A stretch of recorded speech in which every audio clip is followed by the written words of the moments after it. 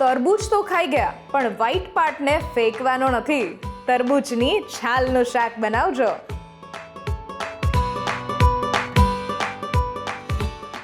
તરબૂચનું શાક બનાવવા માટે કુકરમાં થોડું તેલ ગરમ કરીશું અને રાઈ જીરુંનો વઘાર કર્યા બાદ હિંગ, ખડા મસાલા, લસણ, આદુ અને મરચાં સાથે ડુંગળીની પ્યુરી એડ કરીને 5 મિનિટ સુધી કૂક થવા દઈશું.